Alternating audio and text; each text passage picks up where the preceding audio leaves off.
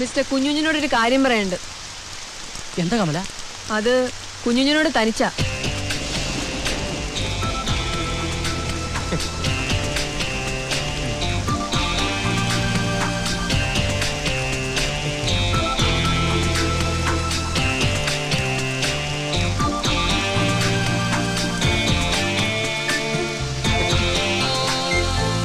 കുഞ്ഞുഞ്ഞച്ചാൻ എന്താന്നറിയില്ല.